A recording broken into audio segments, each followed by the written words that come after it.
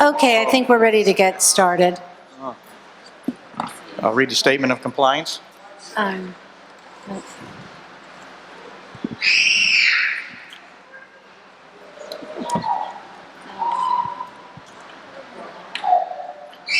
This meeting is being held in conformity to the Open Publics Meeting Act. Proper public notice of this meeting was published in the local newspapers on May 9, 2015 and May 10, 2015. If any board member or member of the public in attendance believes that this meeting is in violation of the Open Publics Meeting Act, the Hoboken Board of Education requests that they make the statement at this time. The board wishes to make those in attendance aware that this meeting is being recorded on video and will be broadcast by the board at a later date on cable television channel 77 and FiOS channel 46. The Hoboken Board of Education is committed to preserving the decorum of the public process and is mindful that we live in an electronic age of computers, cell phones, and other electronic communication devices. Nevertheless, we respectfully request that all meeting participants kindly silence their electronic devices during the course of this meeting, and if use of that device is necessary, we ask that you leave the meeting room if you need to conduct personal business. If you could please rise for the salute to the flag. I pledge allegiance to the flag of the United States of America and to the republic for which it stands, one nation, under God, indivisible, with liberty and justice for all. Roll call. Miss Angley, Here. Mr. Biancamano, Present. Miss Evans, Here. Dr. Gold, Here. Mr. Klubfeld, Here. Miss Mitchell, Here. Miss Sobola, Here. Miss Stromwall, Here. and Miss Tyroller. Here. Okay, so this evening we have we have some good stuff and some recognition, but we're going to start off with a presentation from Stevens Institute of Technology. So what we're going to do is the board, we're going to go down and sit in the audience so that they only have to look in one direction. So to the rest of the audience, I'd like to introduce you to Beth McGrath, who's the Chief of Staff of the President at Stevens Institute of Technology, who's going to give a presentation on our collaboration that we have with Stevens. Okay.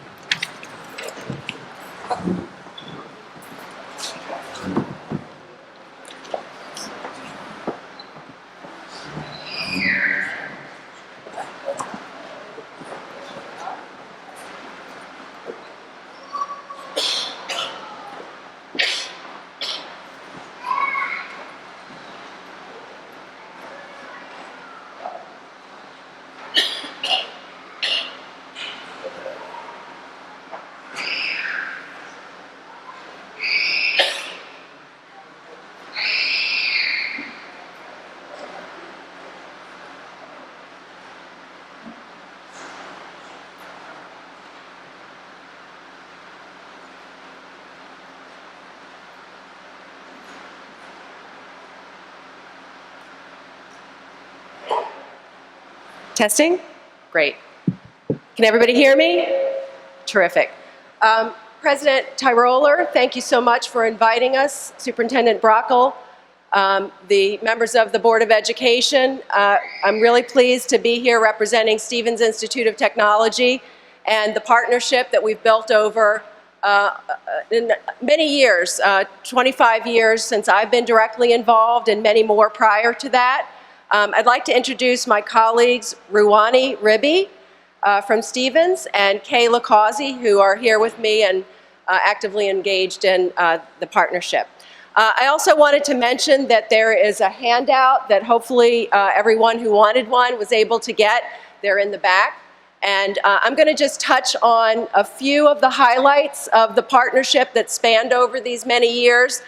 There's much more information in this handout, along with some contact information and next steps if anybody is interested. So first of all, I want to say that the partnership and the collaboration between Hoboken Public Schools and Stevens Institute of Technology dates back literally from the days of the founder. President Tyroller just mentioned to me before we started that Stevens owned this building and provides it as a dollar a year lease or something like that. We probably don't collect that.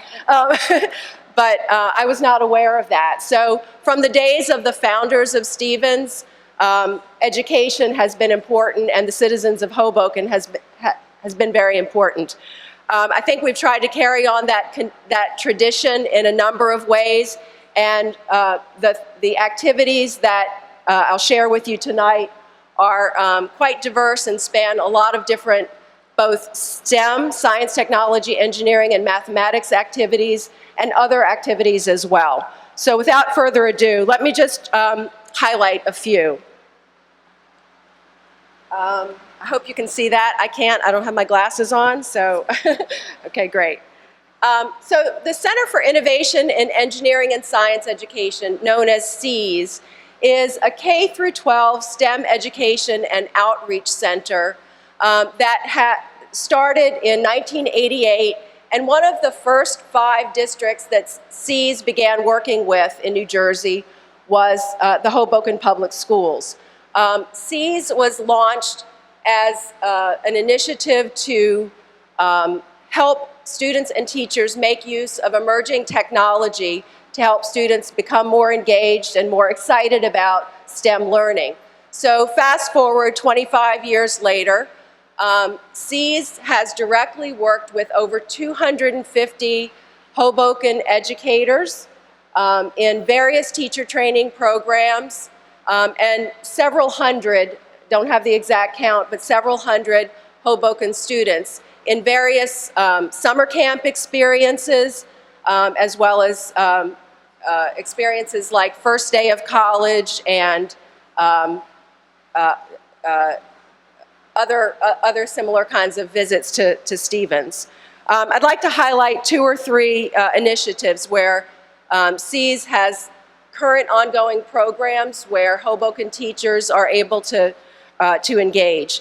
A program, an $11 million program funded by the National Science Foundation called the Partnership to Improve Student Achievement in Physical Sciences, Integrating STEM Approaches, is a 5-year program where grades 3 through 8 teachers are able to earn a graduate degree at Stevens in science.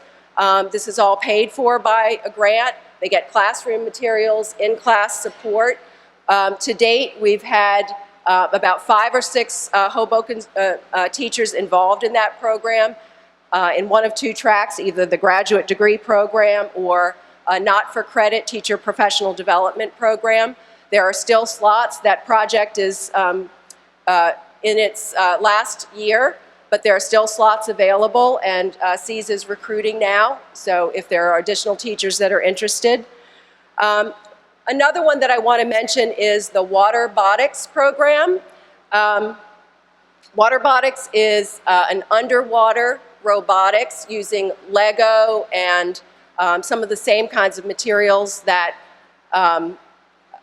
FIRST Robotics uses. It's meant for middle school, and through some funding from the Wiley Foundation, CEAS is making available slots for Hoboken middle school students, 8th and 9th grade students, rising 8th and 9th grade students, at discounted or fully paid summer stipends for, it's a, August 3rd is the week for this event. So there's still a few slots available, and there's a website if anyone is interested in that. We had, at the end of March, we had a celebration for what was called oh, sorry, thank you, Lonnie. I'll let you do this. I'm facing you and forgetting. We had a program called the SAT Max Test Prep Program. We were delighted to have 16 scholars from Hoboken High School participate in this 5-week program and graduate and take the SAT. And our professor who runs that program has said that based on the research that has been done, the verbal scores increased by 70 points, The math scores increased by 65 points and 80 points on the writing scores before and after, based on the various schools that they've worked on this program with. Next slide, thank you. I hope everyone will come out on June 2nd for what we're calling the STEM-a-thon, again, science, technology, engineering, and mathematics, a day of innovation for Hoboken 6th grade students. I should mention that last November 10th, we had a meeting with leadership from Hoboken Public Schools and the other schools and informal education programs in Hoboken, and offered opportunities to explore additional collaborations. And this is one of the outcomes from that meeting last November 10th. It's a day of STEM challenges and teamwork and team building for all the 6th grade students in all of the schools in Hoboken. Stevens students, Stevens faculty, and partnership with Hoboken Public Schools. I see some of the participants in that program here in the planning sessions. We'll be having a day at Stevens with 6 rotating activities. We invite the Board of Ed and parents to come and be a part of that. So it's a non-competitive, fun day, hoping to engage students in learning more about STEM and hopefully pursuing education and careers in STEM. Next. The next area that I wanted to share with you, I think you'll find some very interesting opportunities here. Stevens, over the last, I would say, 10 years, has offered various summer pre-college programs for high school students. Residential programs mostly, but also some day camp commuter programs. This year, through special funding from the Walmart Foundation, combined with some Stevens funding, we're able to offer full and partial scholarships to disadvantaged youth to participate in these programs.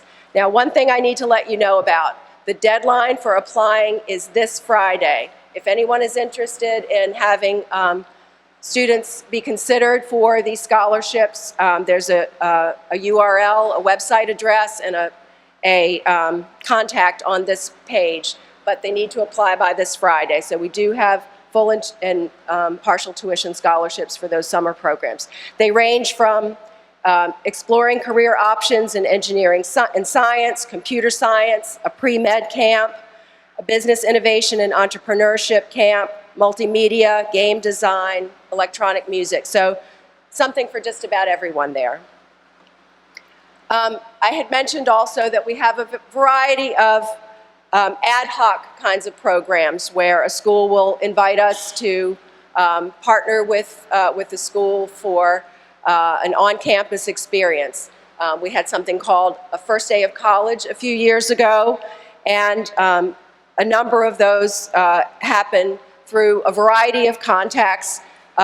Some of those that have recently happened or are planned are something called Introduce a Girl to Engineering Day, Women in Engineering Day, True Mentors, where a one-to-one mentoring program provided by providing evening college interview workshops for Hoboken students. And we've also, provided donations of Lego Mindstorm kits to Hoboken High School back in 2014. I will just mention lastly that our athletics program, though you don't necessarily think about athletics as a part of school-college relations, but our athletics programs are extremely, if you want to move to the next one, our athletics programs are, and our teams are extremely involved in schools, both formal and out-of-school activities. We have duckling programs and various tutoring programs. We have sports clinics for students on campus. And the athletes, I think, get as much out of these experiences as your students do. So their message to me was to keep it coming. So I think I'll just stop there. If there's any questions, I'd be happy to take them, but I would urge you to take a look at the document and feel free to follow up with me directly or Ruwani. Both of our contact information is on the document, or with the number of other contacts who are running these programs. Any questions?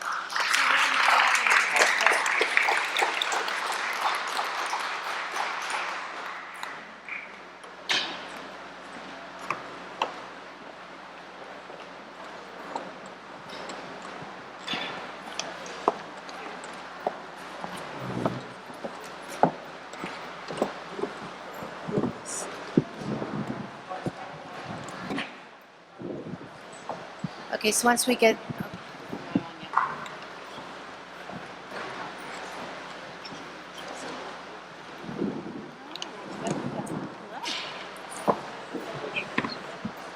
Thanks for coming.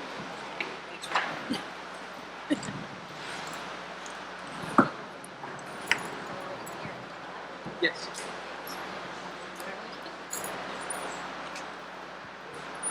Hello.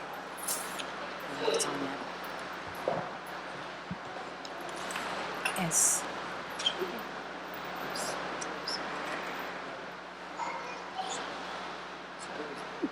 Is this on?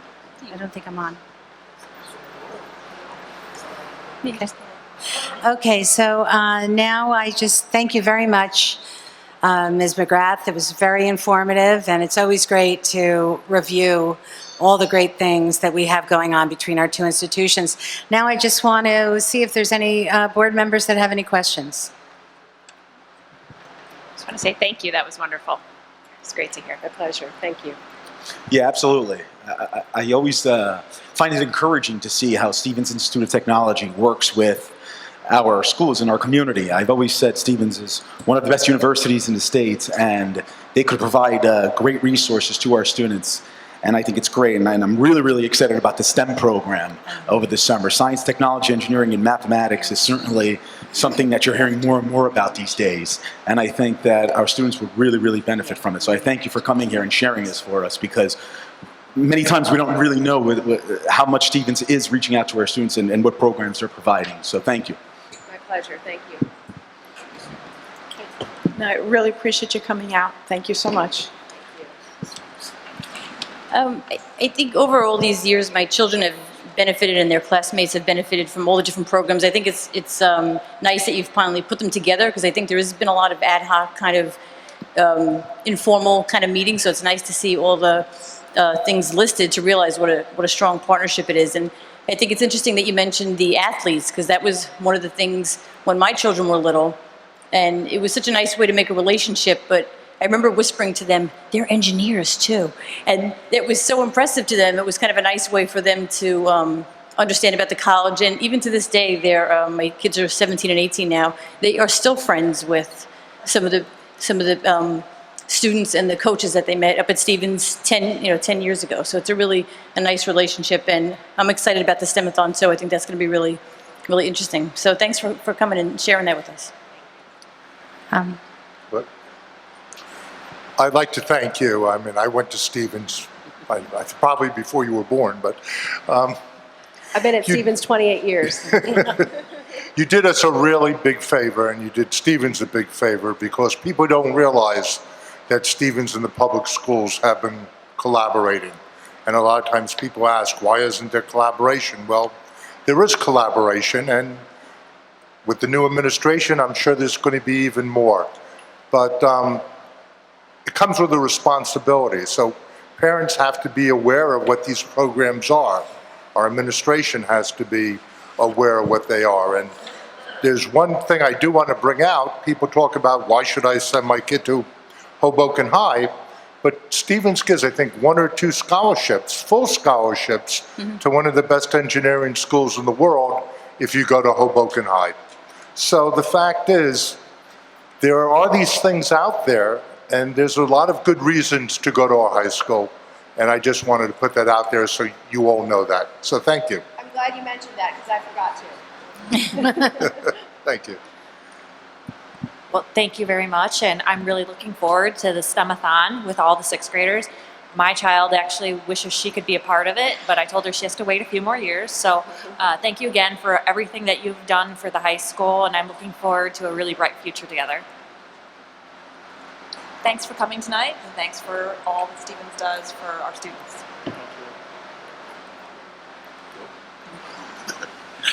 Hey, I had the privilege of attending that SAT Max graduation ceremony, and it was great. Not only, of course, for our students, and just to see the results is impressive, but also I think for the chance for the high school students to. And I got to meet your students, and it was an impressive group of bright, fun kids who were really dynamic. I could really see the wonderful chemistry. So thank you for that, and thank you for everything. And we actually have a senior this year who is going to Stevens and is taking advantage of one of those scholarships. So it's very, very, very exciting, and we're very excited for him and his family.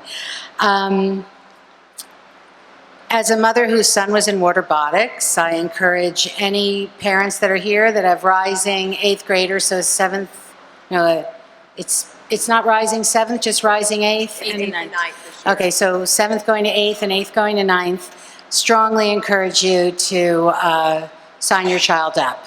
They had, actually, Ms. Sobolov's son did it as well. It's a very interesting way to do the robotics because since it's in the water, they have a real visual experience with watching the propulsion as the little thing they built goes through the water. It was a great program, really enjoyed it. And it's just such a benefit for us to have this type of professional development for our teachers right up the hill. And the SAT Max program was wonderful this year, and we appreciate everything you're doing with us and everything that you will do with us in the future. So, thank you. We value the partnership very much. Thank you so much for all Okay. of your support and making all these things happen. Thank you.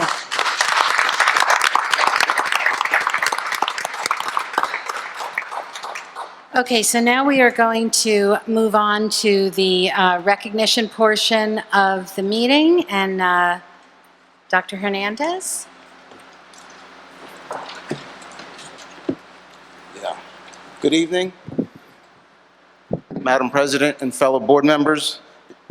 It's an honor tonight to represent or to recognize the students of the month. We are starting off with our Grant Student of the Month, kindergarten student Alexander Walker.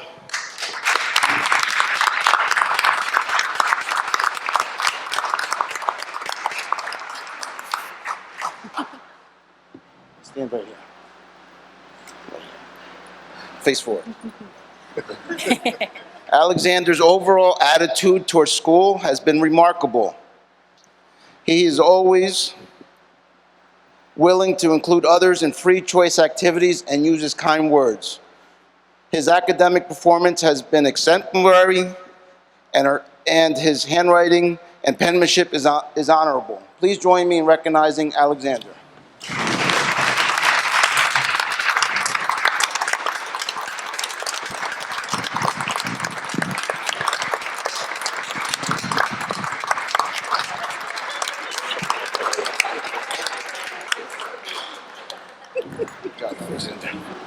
Huh?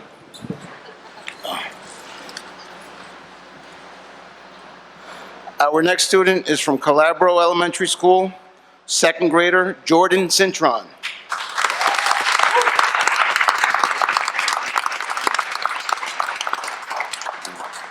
Jordan is a very dedicated student who always strives to achieve his best. Doing well in school is very important to Jordan. He is an organized student who puts forth his best effort in all that he does. Jordan listens well and is always prepared to learn new things. He completes all assignments in a timely manner and shows responsibility in and out of the classroom. Jordan is trusted by his classmates and teachers and always willing to help out his classmates when they're in need. It is with great honor to nominate Jordan Cintron as a District Student of the Month. Please join me in recognizing Jordan.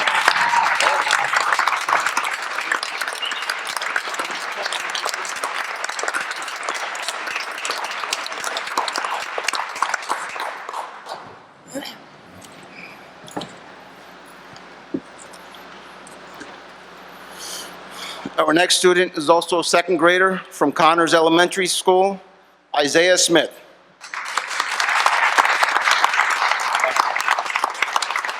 Isaiah is a model student. He is kind, compassionate, and he strives for success.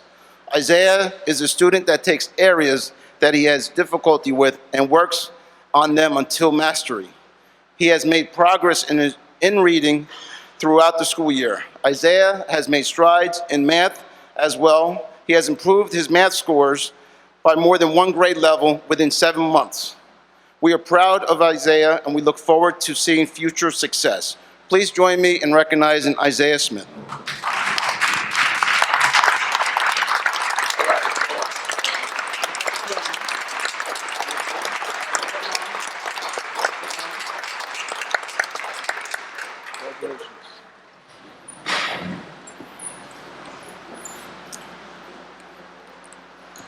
Our next student is from Wallace Elementary School.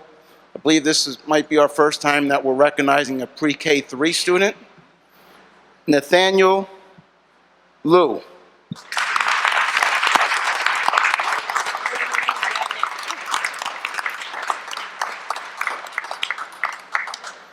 Nathaniel is a funny, happy, and friendly child who likes to learn. Nate has made huge strides in school. He likes to count and participate at morning circle and will ask friends how they ate today. He's very caring and wants to make sure all are happy. Nate walks in with a smile and will say hi to all before he hangs his jacket up. Nate shares and uses his words to have a turn, and he likes to say, "Good job," when a friend has done well. He will help a friend when they need it or just give a smile. Nate is a good friend, and I'm proud of his accomplishments this year. Please join me in recognizing Nate.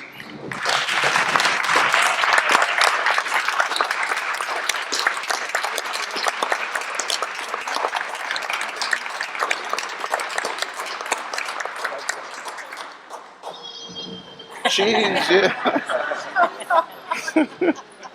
Jeez. Okay. Our next student is from the Hoboken Junior High School, Skylar Wheeler.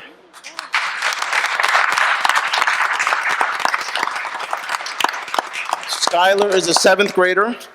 She is thoughtful, helpful, interesting. She's also a well-rounded student. Skylar always tries to elevate the bar in the classroom. She excels in debate and public speaking. Skylar is a leader in and out of the classroom.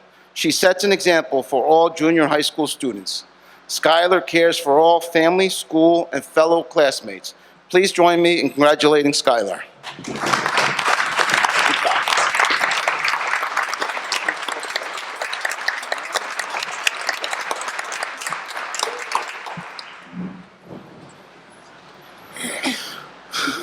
Our high school student of the month, 9th grader, Lizette Olivia. Lizette has an excellent attitude, diligent worker, strives to be the best. She strives for perfection in all her work. Her outstanding effort is notable for a student of the month.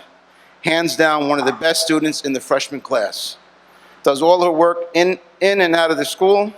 She's an A+ student, and she is polite. Please join me in congratulating Lizette.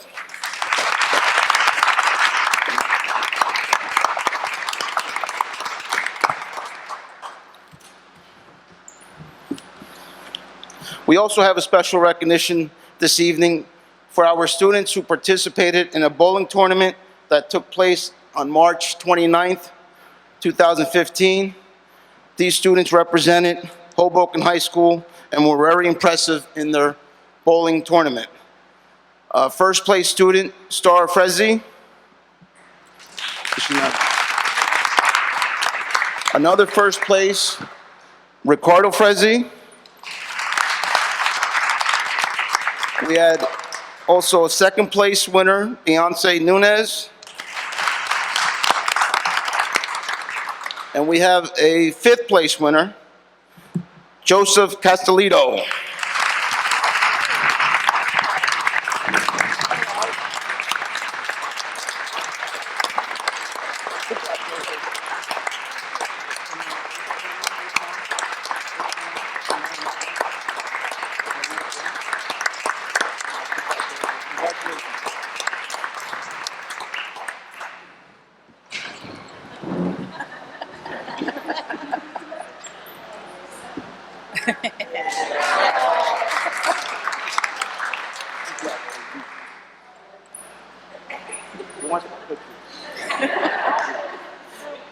I've been waiting 4 years to get inside this tournament right here.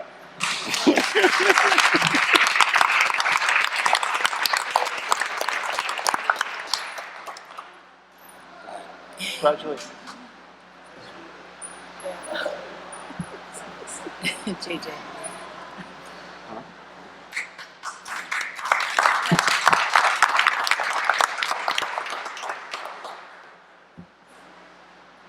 And we would like to continue with one more presentation, just to acknowledge the fine work that our staff and teachers and our people in the background, the special work that they did during the new testing for all schools in New Jersey.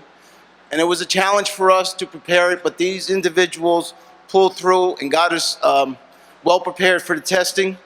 That was the PARC testing, which stands for Partnership for Assessment of Readiness for College and Careers. These assessments measured whether students are on task to become successful in college and their careers. These were computer-based K-12 assessments in mathematics and English language arts, which gave teachers, students, and parents better information about whether students are on track for success. These individuals worked hard and also many hours to prepare the school district to be ready for the PARC assessment, which took place a couple weeks ago. At this time, I would like to recognize the following technicians. These are the people that set up the computers. They had to upgrade many of our systems in district. They had to order computers to ensure that we had enough computers for all the students to take the test. Very, very big part in these individuals. I would like to recognize, and if you would please stand up, Jerry Crocamo, Richie Villas, Ramon Vega, Danny Barron, and Susan Ripetti.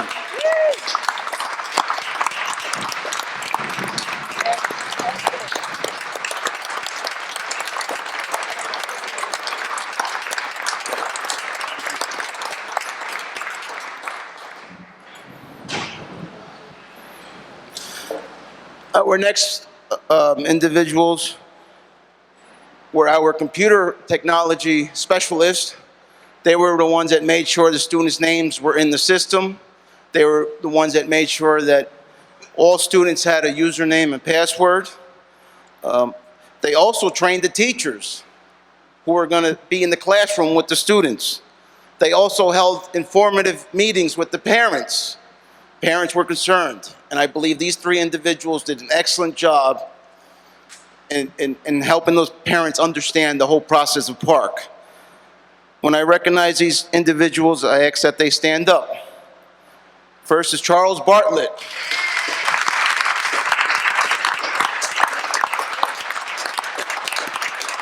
Donna DeCunto.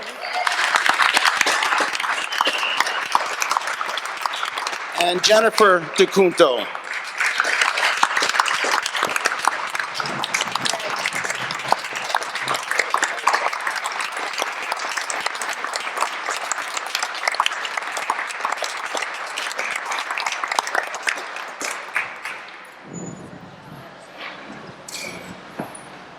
The next group of individuals are the ones that actually ran the test at the school level, at the building level.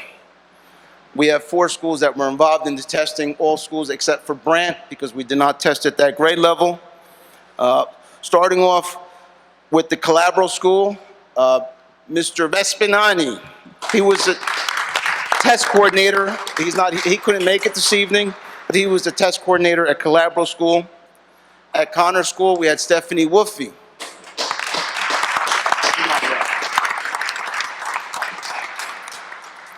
Our next two individuals handled the two biggest schools in district. They did a wonderful job in leading those two schools. First at Wallace School, we had Allison Lemberg.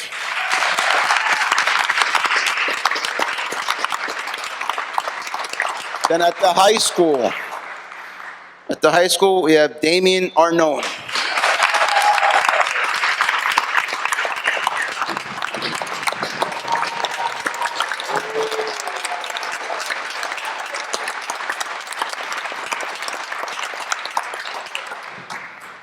Thank you again, and that concludes the presentation. Thank you. Thank you very much. Hello. Thank you very much, Dr. Hernandez.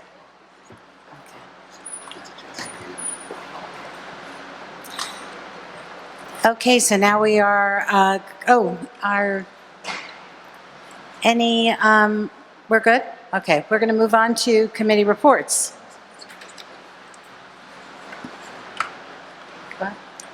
I'm sorry, to the superintendent's report. I have one thing to report tonight that is extremely happy, and it's a surprise for the board. You may recall that last year's CUSAC program, we did fall short in program and instruction, and we were required by the State Department to piece together a district improvement plan. And that was largely the responsibility of our district supervisors, who you've already met. And we were monitored with a site visit a couple weeks ago. They were with us all day. They asked questions. They went to Connors, and they went to Wallace, and they checked out every single thing that really was potentially a miss in the original CUSAC. And I'm ecstatic to say that the 45 has shot up to 75 based on the district improvement plan.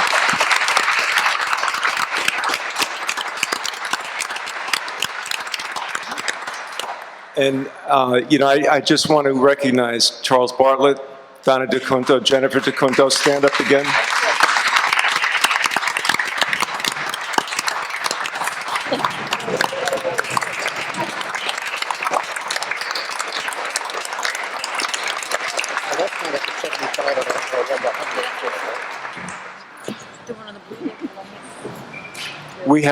We have, based on their creation and the implementation by our entire administrative staff, we have not one issue left in our preparation, in our curriculum, in the way we approach things.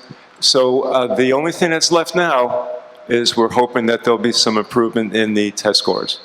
So once again, thank you. You're a dynamic trio, and I've enjoyed so much working with you guys this year. Thank you.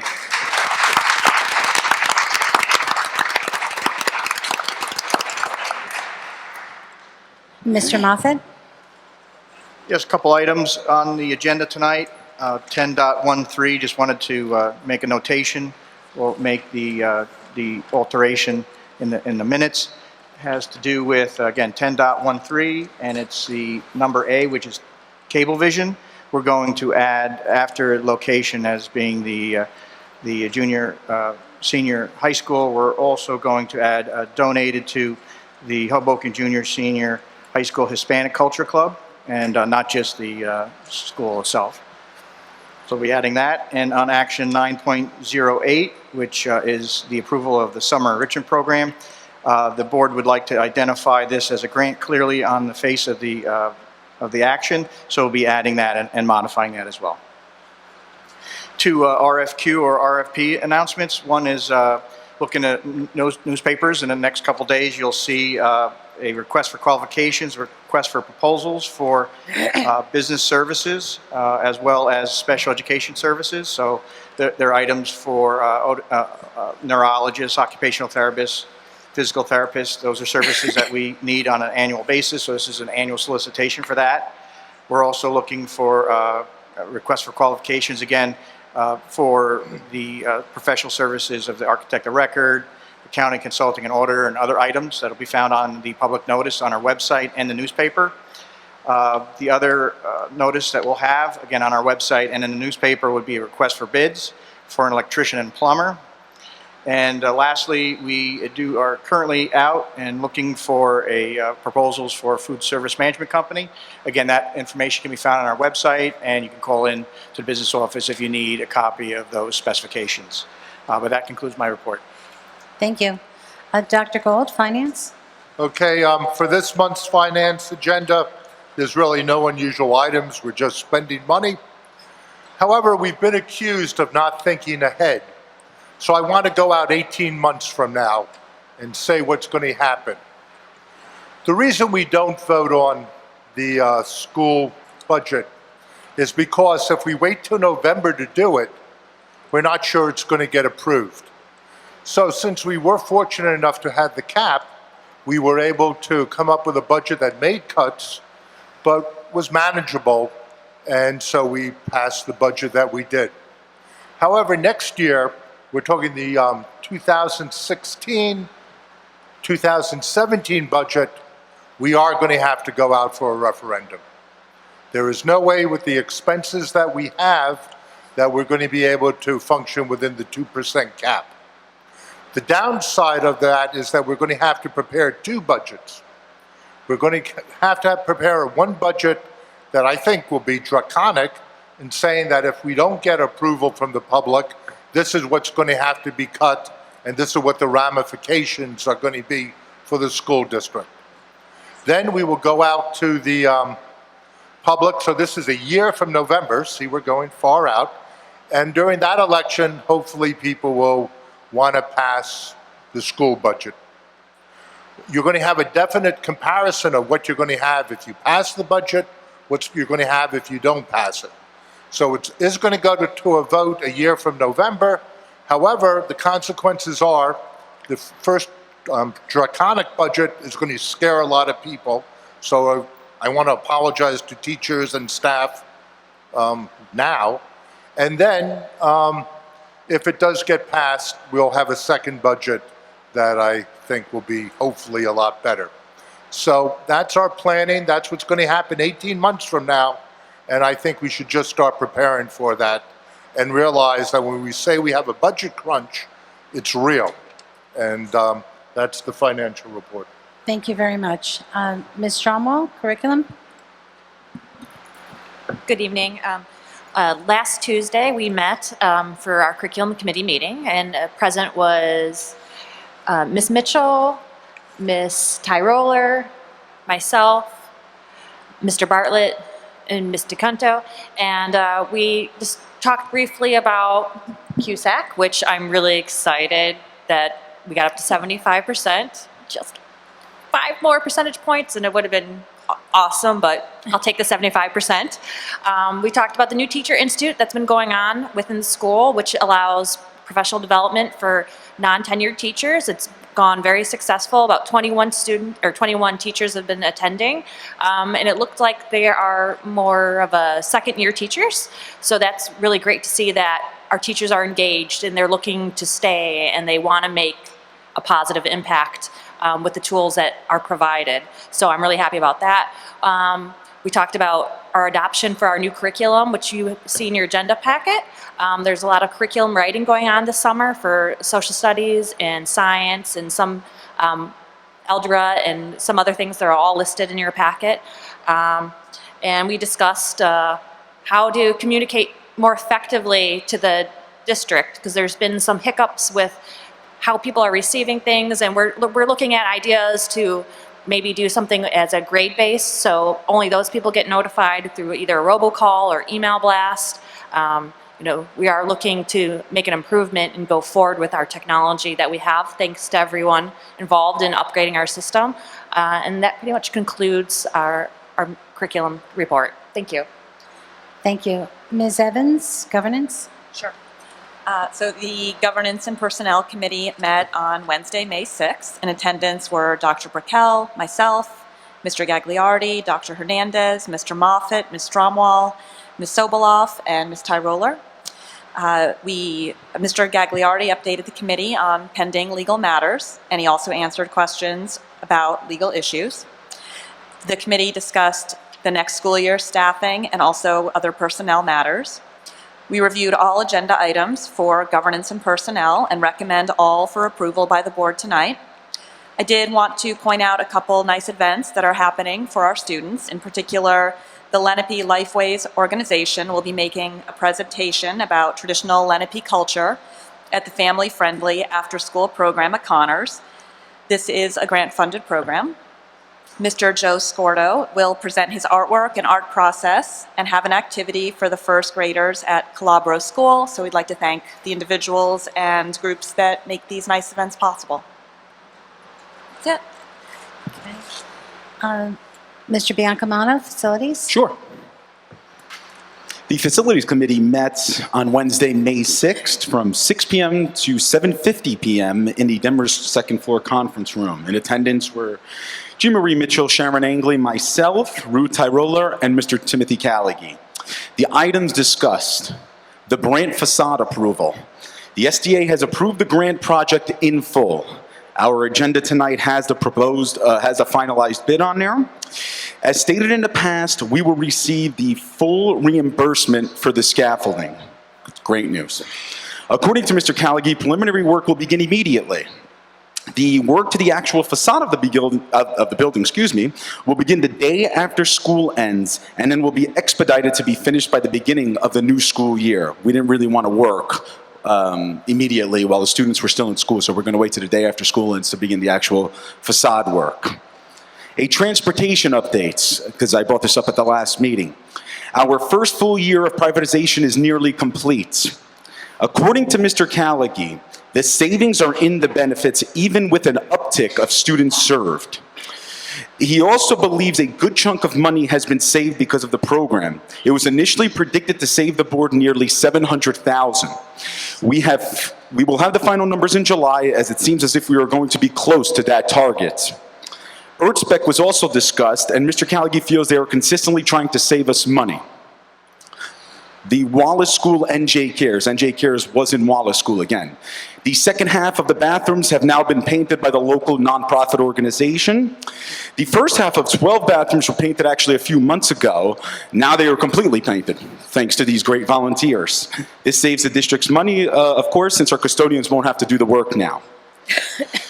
JFK lighting issue, and we have certainly received many, many emails regarding this. Our athletic department as well as the city's Babe Ruth program uses the field till 10 p.m.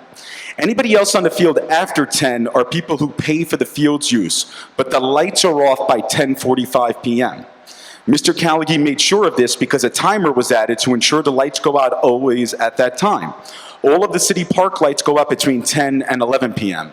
Now, I did hear from Mr. Callaghy just before this meeting. He is going to be sitting down tomorrow with both SOG Sports and I-9 to discuss the noise and the lighting issue with our athletic director, Derek England. So we are going to be continuing this conversation going forward for the benefit of all residents who live in the area and everyone else.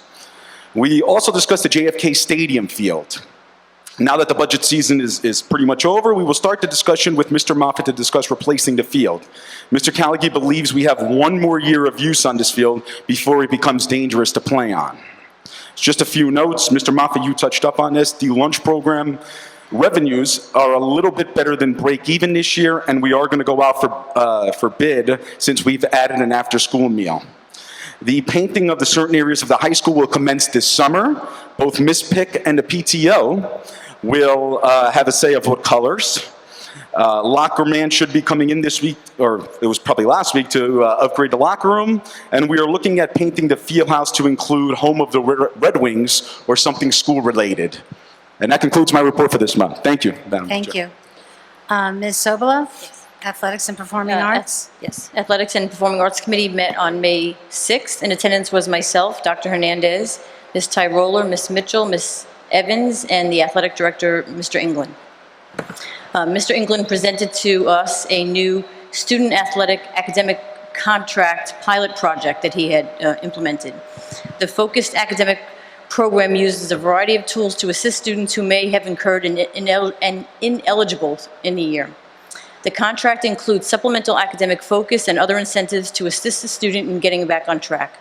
The program has shown great success in increasing grades and in regaining student eligibility for co-curricular activities. The athletic director's honors list has been posted. The students are very excited when that list comes out and they check it. Coaching and programming for next year was discussed. And a couple of events, the Hoboken High School students enjoyed their recent trip to Stevens to attend the championship volleyball game. And many of our student athletes volunteered their services at the PTO table at the Arts and Music Festival, and they also ran the water table at the Mother's Day HOHA Classic 5-mile run. So that was very nice for them. Performing arts, the students will be participating in the Hudson County Teen Arts Fest on May 28th and June 2nd. The Rockin' Red Wings Band and the Drama Department both performed at the Hoboken Music and Arts Festival. The Red Wings Band opened up the main stage on Observer Highway, and the Drama Department previewed their opening production of Shrek on the 7th Street stage. Shrek, the musical, will open up this weekend, Friday, May 15th, 16th, and 17th. The show features approximately 140 elementary, junior, and high school students, a 20-foot dragon, fog machines, movable sets, and amazing costumes. Don't miss it. It's going to be amazing. And then on May 19th, the Hoboken Junior Senior High School Concert Band will kick off the Hoboken Concerts in the Park series in Sinatra Park. And then I had one more thing I just wanted to announce. This was late-breaking news here. The juniors in Hoboken High School always produce work on a project, a junior book project, in conjunction with Columbia University. And there's always a theme, and during the presentation, some of the students read some of their writings. So the 6th book will come out on Friday, June 5th at 8:45 in the high school auditorium. And this year's book is entitled Bleeding Truth, a collection of memoirs inspired by the carefully crafted truths revealed in the literature of great American authors. So everybody is welcome, so please come out for that. Thank you. Thank you. And I just have a quick president's report. First of all, to our park team, we have a few of them left as they sneak out. I just wanted to say that the district did a great job pulling itself together. Our administrators and supervisors helped prepare the teachers, teachers prepared the students, and the technology professionals worked tirelessly behind the scenes to make sure the event went very smoothly, and it's so appreciated by the board. Thank you very much. I also, we had this wonderful presentation by Stevens, which was great, and I think it's wonderful how this collaboration, I think this year it's much more public than it has been, and I think that it's wonderful so that people realize all the good work that's done between the university and the Hoboken Public Schools. And Ms. Sobolov briefly mentioned that Stevens this month or last month hosted the Division III NCAA Volleyball Championships. And we had a group of students that went from the high school. They thoroughly enjoyed it. And I wanted to thank the Board of Education trustees who bought and donated the tickets for the students. Thank you, trustees. And I'd also like to thank Mario of Mario's Pizza and resident Leah Healy, who donated a pizza party for them to have before they went up to the game. And I'm very excited about the STEM-a-thon that Stevens is having for all 6th grade students. This is all of our 6th grade students, all the charter school 6th grade students, all the public school, private school 6th graders. So I think it's a great community event that'll bring all our kids together. They play on teams in rec together, but I think it's really nice that they're going to be doing something educational together up at Stevens. So I just want to let the whole board know that we're all invited. They'll be sending us a formal invitation. And I know it's difficult for those of us that have office jobs, but for those that don't, I think it's going to be a fun event to attend and watch. So with that, we'll go on to questions and comments on committee reports from trustees. I just have just touching upon Dr. Gold's report, and this is a question, clarification. I'm not sure if everyone out there understands, but by moving the Board of Ed elections to November, the state basically says the public cannot vote on the budget up to 2% increase. So it's not a choice, it's what the state says. Anything above that would have to be a referendum, which is what Dr. Gold had mentioned.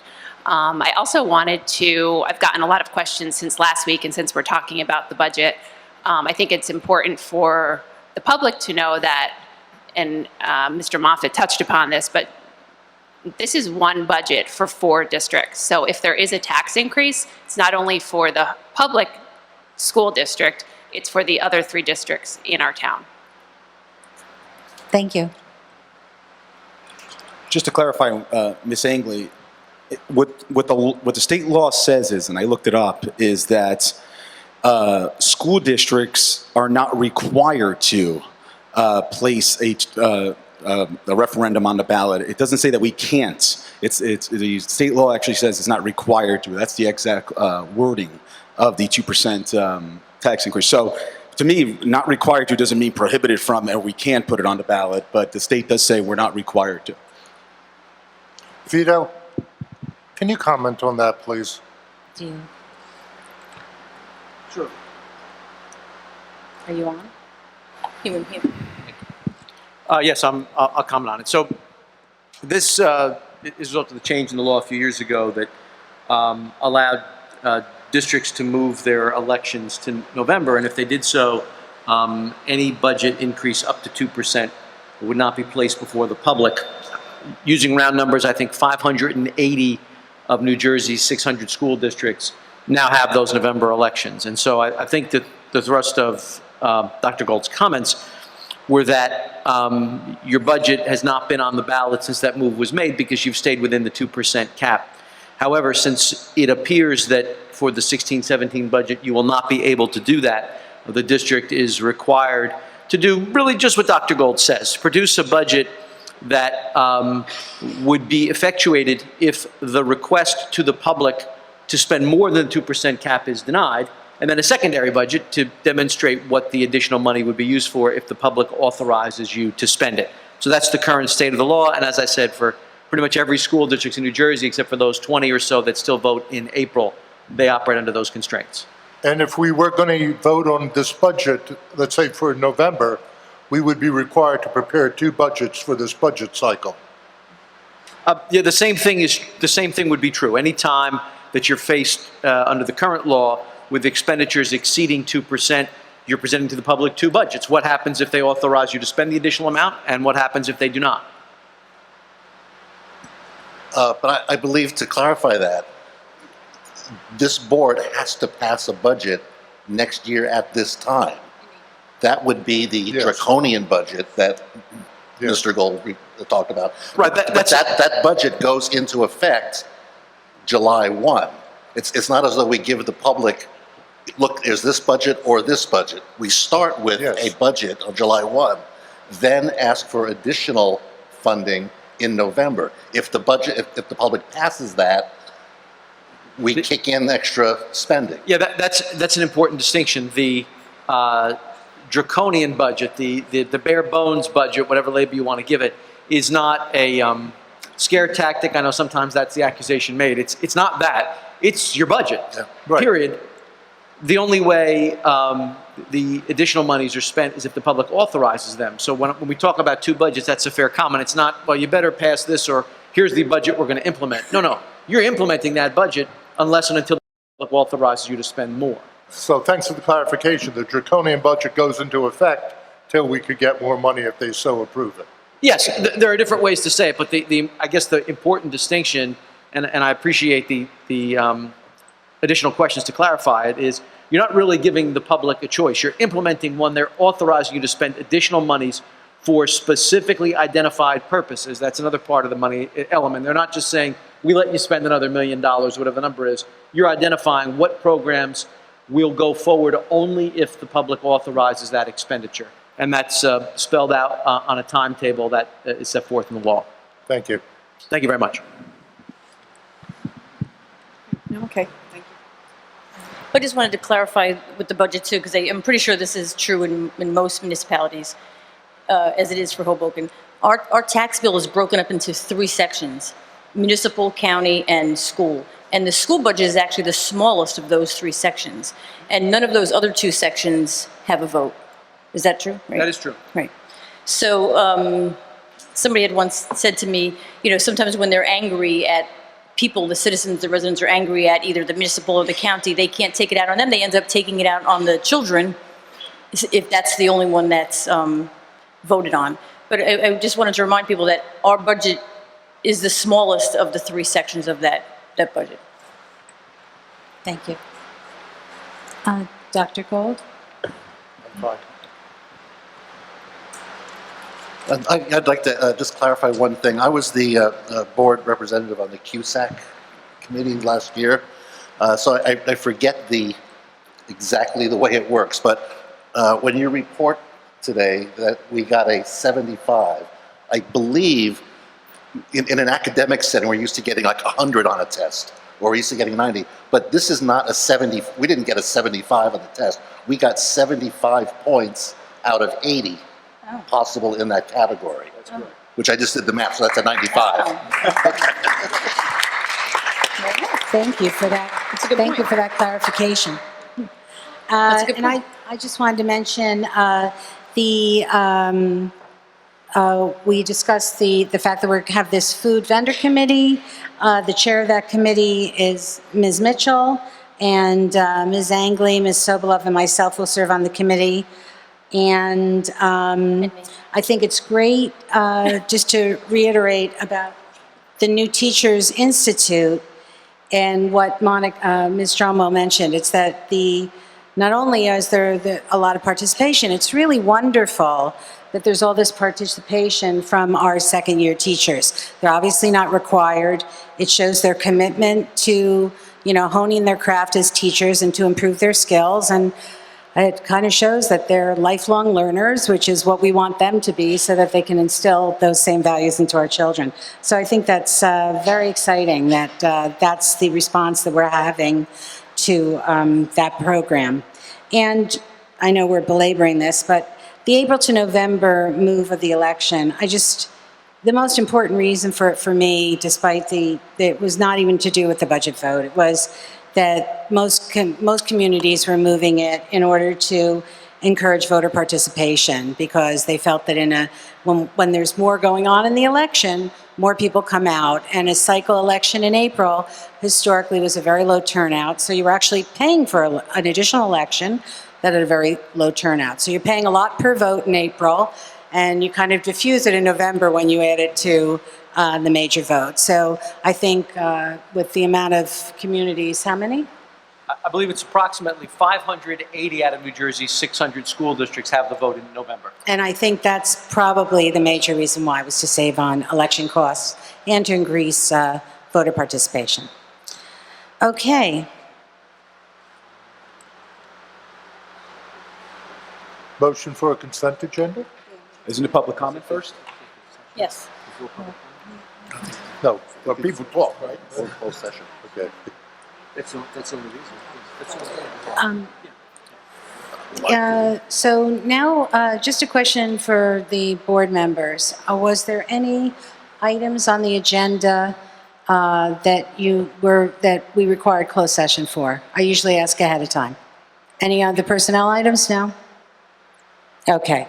So we do have to go into closed session, but we will do that at the end of the meeting. Because there's no voting on it. No, there is a motion on it. There is a vote on it, but we'll do it when we come back.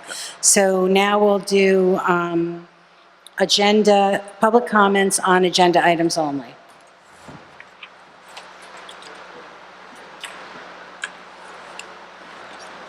Yeah, that way you guys don't have to sit here while we convene. That's okay, we'll come out and do it. That's fine. We have two speakers listed. The first one is Christine Adair. Okay. Ms. Adair?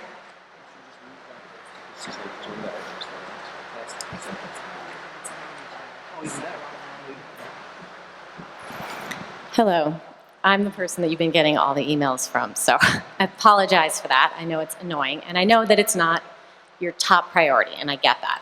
That being said, I've actually spoken to you on this before. My name is Christina Dare. I live at 456 9th Street. This is the third time I've come before the board to speak about this.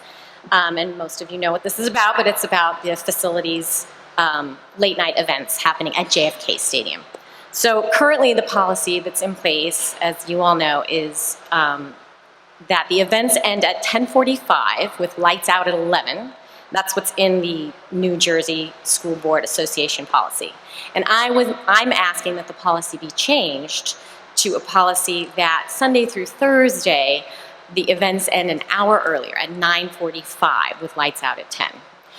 If you look at, and I'm going to quote here from the actual association policy that talks about the use of school facilities. It says, district facilities are supported by taxpayers for educational purposes.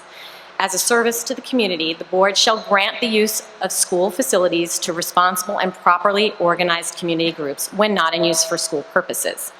It later goes on to say, such community use must always respect the rights of others, particularly the rights of those residents whose properties adjoin or are close to the school properties.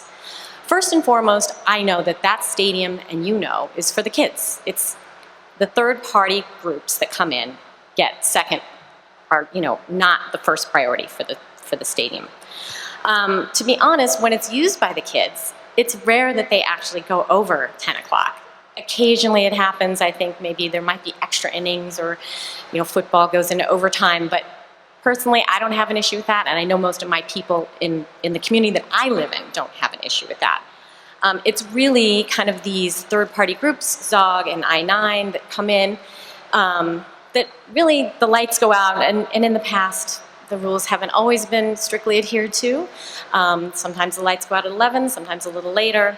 Not much later, but a little. And it's a big group of people out on that field. It's, you know, upwards of 50 people. And having all those people leave at once is loud. They just had a lot of fun on the field, so they're kind of rambunctious. I get that the board wants to make a little bit of extra cash off that field, and I don't think that's a bad thing at all. But again, I think the priority is for the kids to be on that field, and if it doesn't work for other things because the kids are on the field at a certain time, then we shouldn't try to force an extra hour in there because of ZOG or other groups. I would also argue that having the stadium open that late, and I don't know the answer to this because I don't know the numbers, but if you were to look at your overtime costs regarding that, I think you might see that you might save a little bit of overtime costs if you didn't have that stadium open till 11. I've lived at 9th and Jefferson for 8 years. My expectation when I moved in was that I live next to a high school stadium and I'm gonna get football games and baseball games, but kids usually are done by 10-ish and they have to go home and study and have homework. So I never really expected things to go that late, and I don't think moving into an environment like that, you think it's gonna go till 11. And to be honest, it really wasn't an issue until probably about 3 or 4 years ago, and all the time I've lived there. I will say that I know you addressed earlier how different parks in Hoboken close or end at different times. The tennis courts, which are county, right next door to the stadium, 10 o'clock, the lights are out. Elysian Park, basketball courts, lights out, 10 o'clock. Church Square Park, basketball courts, lights out, 10 o'clock. 1600 Park, that's a different story. It's between 2 overpasses. There's not a lot of residential around there right now. That could change once those buildings start going up.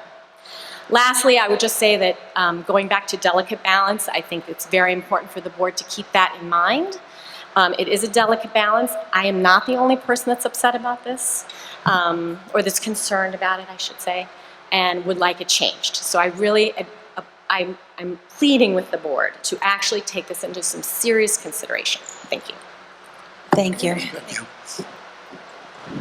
Next speaker is Mr. Gary Enrico. How you doing? Good evening. I just do some reporting to the Board of Ed that the last meeting, Tom Lakowski came here with Relay for Life, and I'm happy to report with the help of the superintendent that we had a dress down day of the association, and we raised $723, which we presented to Tom this morning. So on behalf of the HEA, I thank them. That's great. There's just a couple of other things. The thing with the budget, that you're going to present this budget, if we're going to present the budget that's going to have, we're going to cut 20 first grade teachers, or we're going to cut guidance, we're going to cut this, and we're going to present that budget, we're going to have a hard time with that. I'm telling you right now. And another thing is I don't know if the public is aware, I asked the council to correct me on this. If the budget goes down, the charter school funds stay the same. Am I correct? You are correct. Right, so really what we're voting on is we're voting on the public school children. Because if the budget goes down, it's our kids that are going to lose everything.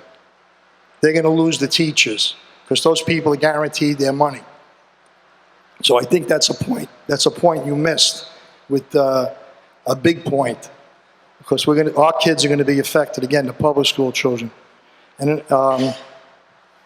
the other thing is, today, I sent a letter out to the membership after consulting with NJEA and my closest confidants, that we are asking the teachers to support the Board of Ed on their fight with going up to the next level with the appellate division.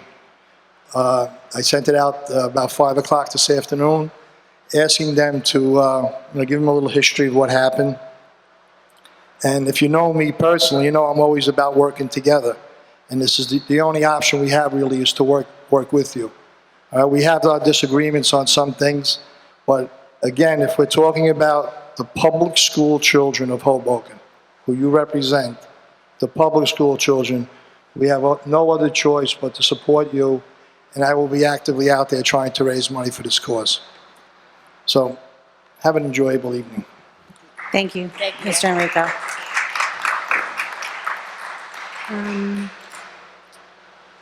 Okay, so now we...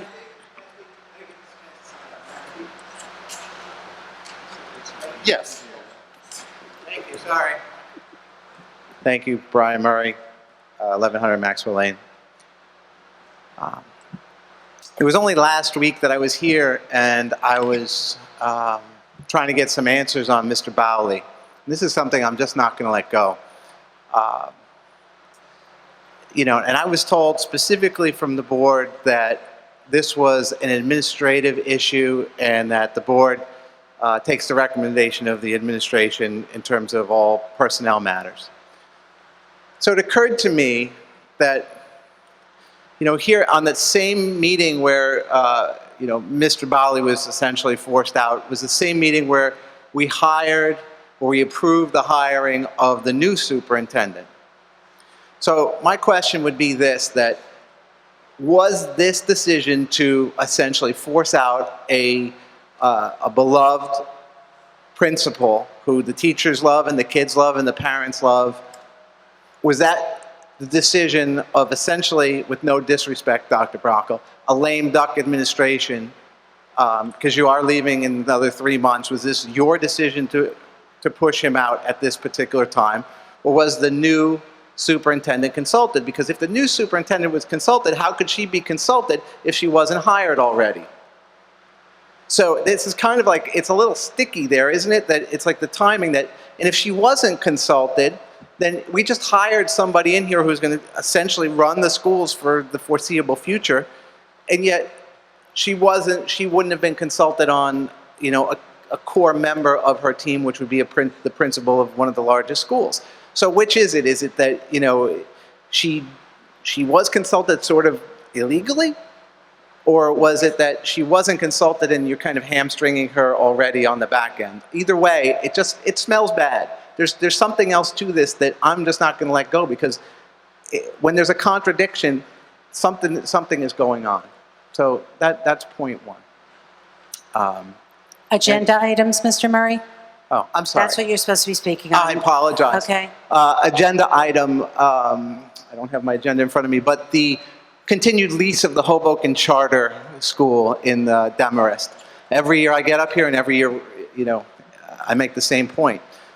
But it's interesting that we've had 4% budget increases year over year over year. Dr. Gold has alluded to this hurricane coming on the budget coming next year.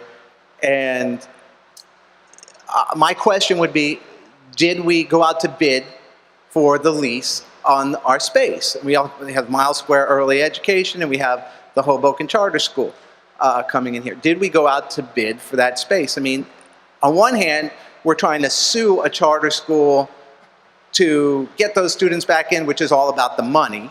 So we're trying to get the money from one charter school, but then it seems like on the other hand, where if we're not going out to bid on that space, then we're kind of giving the other charter school, you know, again, what I'll call a sweetheart deal. And, you know, whether we like one charter school or another, is that the role of the board, is to like one and not sue the other? Or is it to say, hey, you know, we have this space, why don't we get the maximum we can from the schools that we have here, and as that would help the budget, it would help, you know, future budgets, or, you know, maybe we should give the charter school, whichever one, a long-term lease, and we should go out to bid for a long-term 5-year lease where they would pay a premium, not to have to worry every year, is the school board going to renew our lease for the next year? Because just as the OLA is worried about, you know, the next grade and whether they're going to be approved, Hoboken Charter up until tonight was worried, well, what if they don't renew our lease? And then where are all of our kids going to go? So I think that if we took that space and we said, we're going to give you a 5-year lease with a 5-year option, we're going to charge you a 50% premium over what we already do, that would help the district. And after all, that's what we're talking about here, is the district and the district's money. So I hope that you consider that, and that you don't show any of the hypocrisy of suing one charter school while not getting the most amount of money from the other. Thank you. Okay, before we move on to the vote, are there any comments or questions on the agenda? Yes. Go ahead. Stu. Dr. Burkell, approval of curriculum writing, 8.01, and maybe Ms. Stromwell could jump in. Which number? 8.01, the approval of curriculum writing. Our curriculum is aligned with a Common Core standard, correct? Yes. So we are aligning the PARCC test, but isn't that what the test is supposed to measure? I'm sorry, which number again? 8.01. I'm looking at the PARCC alignments. Right, okay, got it. The curriculum writing. Isn't that what the test is supposed to measure? And we did start the test for this year, correct? Yes. So we need to continue to keep writing to the Common Core standard? Yes. Okay. And then I was just curious, is there a cap in the amounts of money towards curriculum writing? I don't know that offhand.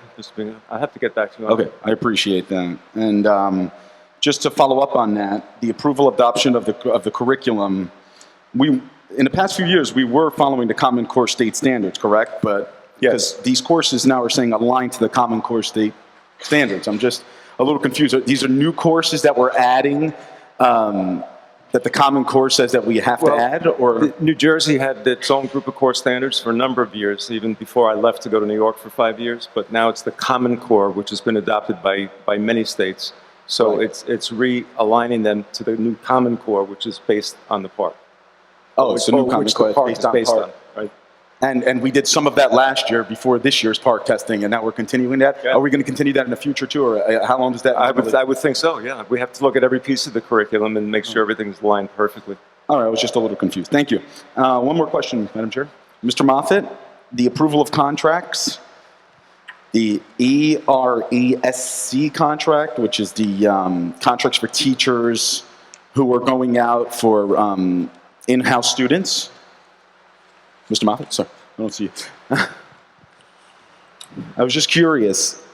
We're hiring this company out of Essex County, correct, to provide teachers for us for any of our students that are under homeschooling, correct? These are not our teachers going out.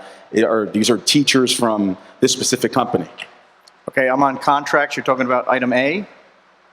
B, the ERESC. What number are you on? Okay, Essex Regional, that's B. Yes, correct. Okay. So your question is, this is for home instruction? Home instruction, correct. These are not our teachers that the Essex Regional is providing for any home instruction. These are teachers that they hire separately, or? It would be their teachers. It'll be their teachers. So none of our teachers go out for home instruction. Well, I'm not saying that. I'm saying we use these in certain conditions, we'll use this agency to provide home instruction, but there are cases where we use our own teachers for home instruction as well. Because the only reason why I asked that is, who's responsible for any liability or if anything happens with using outside teachers from this company? In this case, if one of their students that they would be engaged for, yeah, they would be professionally viable, yep. And they would be responsible for any liability just in case anything happens, correct? Yes. Okay, no further questions, thank you. Any other questions from the, Jean? Irene? Wait, Frankie's going. Okay, Ms. Mitchell? No. 10.06. Dr. Gold? Are you good? Everybody okay over here? And I just wanted to remind everybody that we are not allowed to discuss personnel issues, that it's a privacy it's the privacy issue for the employee that that we shouldn't be discussing, and to elude that there's some grand conspiracy about a personnel decision and with the new superintendent, and to tie that together is ridiculous. And we need to operate as a school district. We cannot stop what needs to be done to have the district run effectively.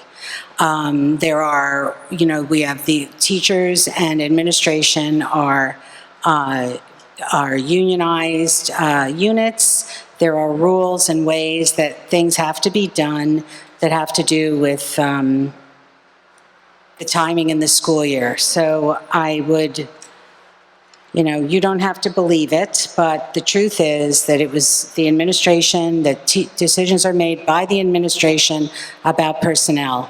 And the only personnel decision that the board actually does is the selection of the superintendent. That is the one time that that is our job and our most important job. Other than that, it is by the administration. It'd be terrible if board members were involved with staffing the buildings. It would be unethical and incorrect, and there's not one person sitting here on this board, not one of the 9 of us, that ever get involved with that. We are all ethically bound, and we all ethically believe in that. So there should be no concern by anyone that that's happening. As to the lease for the charter schools, we use, when we're figuring out the rent for that, we use numbers that the city uses to rent their facilities. I think that's fair and correct.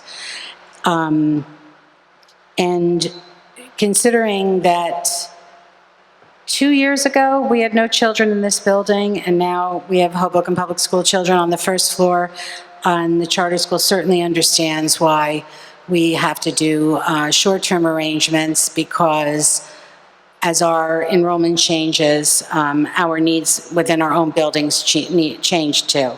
And they completely understand that, and that's a very good relationship with the Hoboken Charter School and that lease. Okay, so with that, I'm sorry, Madam Chair, I just forgot one thing. If I can, please, about public comments. Ms. Adair, so, excuse me. Adair. Yeah, Adair, excuse me if I get, I'm Bianca Mano. So in terms of any types of policy changes and things like that, as I said in my report, this is far from over. What we're trying to do is we're trying to coordinate all the groups that use the field and things like that to try to figure out what's the best course of action. But certainly, it did come up in my committee meeting about the facilities, about the policy changing and things like that. But before we took any steps, we did want to make sure we hear basically all sides and things like that. So we're continuing to work on it. You can continue to email us. We'll be more than happy to answer you. And hopefully, we'll have an update at the next meeting. If not the next meeting, certainly the second meeting in June. thank you. And it also was discussed in governance and personnel too. It was really discussed. Okay, so do I have a motion for a consent agenda? Motion. Second. Okay, Mr. Moffett? Call roll. Yes, please. Miss Angley? Yes. Mr. Biancamano? No on Finance 10.13, letters F as in Frank through M as in Mary. Yes on everything else.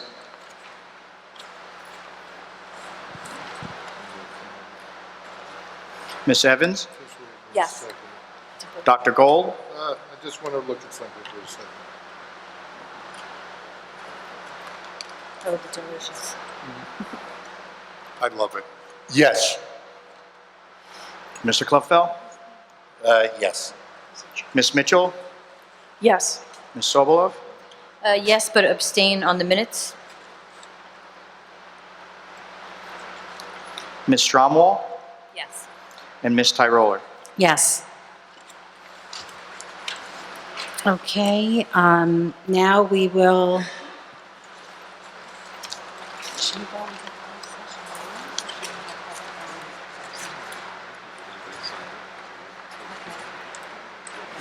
Okay, board, what I think we should do is, we'll have public comment first, or do you think, or do we want to go into Let's have closed? public comment first. Yes. Yeah, we're going to do public comment first, then we'll go into closed. We will be taking action after closed, just so all of you know. But this way, for those that want to go home, they can go home before closed session.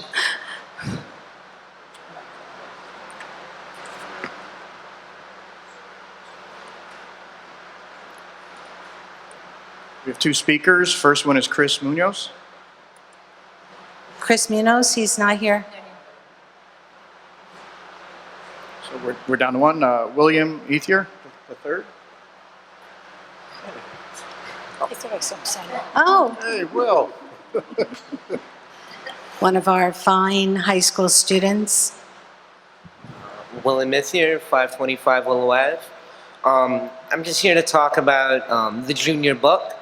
I participated in this project over the last couple of weeks, and I want to say thank you to all the teachers that helped out, Ms. Hack, Mr. Huggins, and Ms. Stevens, as well as Columbia University.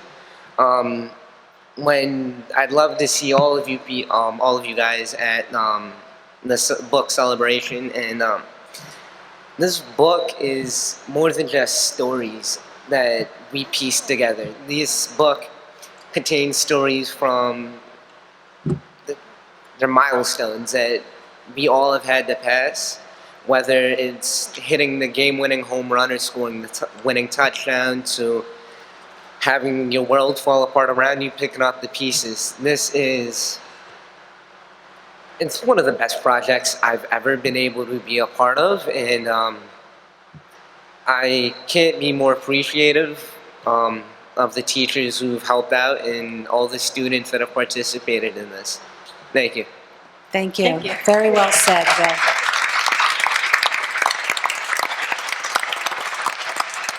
And that is a project that I think the whole board is very proud of, that our kids do such a great job on that every year. And it's so good to hear how much you enjoyed it as a student. And the board thanks the teachers that help with it as well. Yeah, look at Mr. Clubfell. It's choked up. Okay, any others? Can I just ask one question? Very quick.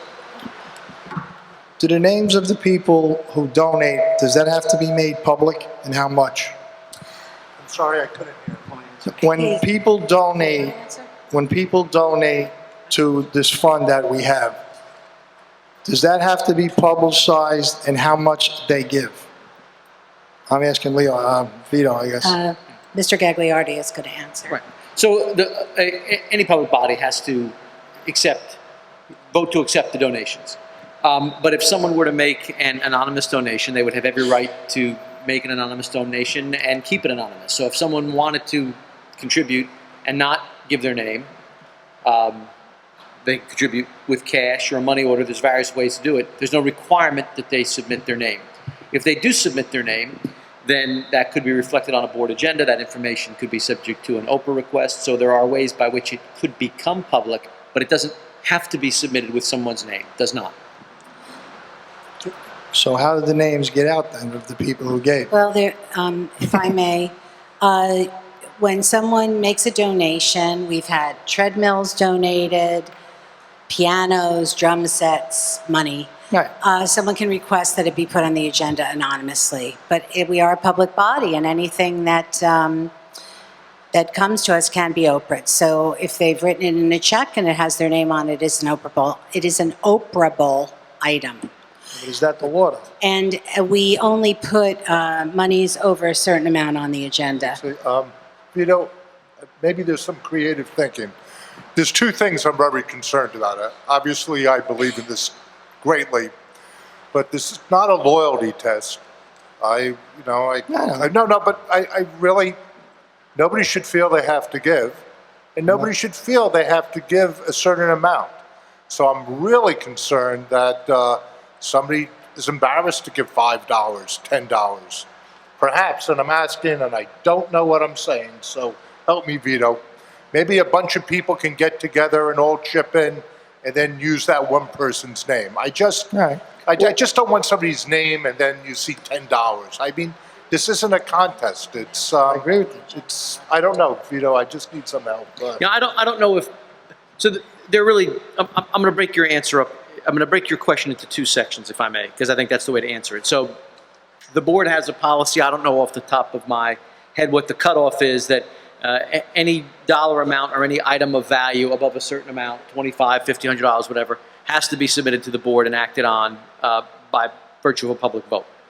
If someone were to contribute money or an item and write a letter to the board office that says, I'm contributing this, I don't need any public recognition, keep my name anonymous, the board's agenda could say an anonymous citizen donated this widget or this dollar amount, but someone else could serve an Oprah request on the business administrator and say, could I see a copy of the letter which came along with the $100 check or the $100 money order or the $100 bill, and it become available that way. Right. However, if a citizen were to submit cash or a money order or a banker's check or anything that doesn't reflect their identity, there's no requirement that the board collect that information, and therefore, even if someone made an Oprah request, it wouldn't be available to the public. In your case specifically, given what you articulated, if you were to collect money from teachers and say, the members of our association hereby donate this to the effort, the board would, I assume, graciously accept the donation and not require you to give an itemized list of who handed you $5 or $10. They don't need that information. The law doesn't require that they collect that information, and therefore the information would not be available. If they give a check with their name on it, it can't be anonymous then.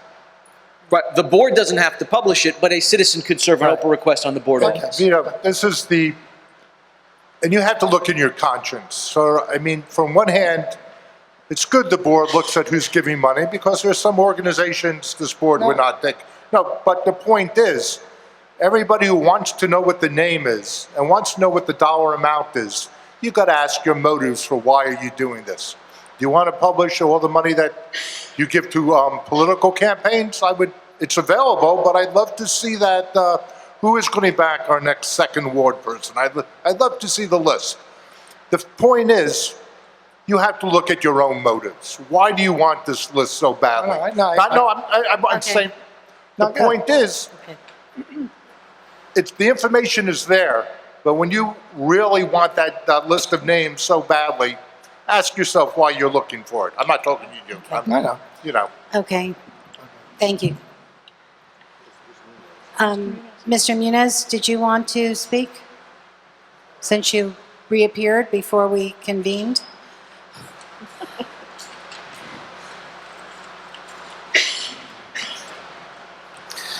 Thank you. Thank you for the opportunity. Before I start, I'd just like to thank the Hoboken Reporter for the hard-hitting journalism. I mean, how would Hoboken ever survive without their contribution to the community? How would we get our news? The list of names that were published last night that donated was listed as breaking news. Breaking news. A list of people that are advocating for their school district is breaking news. Meanwhile, our board president wrote a letter to the editor thanking the Teachers Association for the wonderful job they did in December, and it took nearly a month to get printed. So, since we're talking about breaking news, I just want to say I want to have some breaking news tonight. I'm not afraid. I'm not afraid to advocate for my students, my school, my district, or my Board of Education. All right? Remember these quotes from the April 14th meeting. Lynn Danziger, I cannot wait to get the list of folks that are funding this ridiculous legal action. Let's see, Brian Murray, now that all those donations are going to be Oprah'd and the individuals that pay into are going to be public, the next thing you know, their neighbors won't be talking to them. So I know Mad Men was a real popular show, but when did McCarthyism, bullying, and intimidation tactics become acceptable? That list was printed for one reason and one reason only: to intimidate people from coming forward, advocating, fighting, and donating to this cause. So I understand that all donations are public record and they're listed on the board agenda. I get that. But I have news for you. We're going to fight, and we're going to keep on fighting for our students. So I just want to say to the Hoboken Reporter that I know is here tonight, I have a direct quote for you: we're not afraid. And I have a great headline for you for your next article. Teacher states he will never stop advocating for his students. Thank you. Thank you, Mr. Nunes.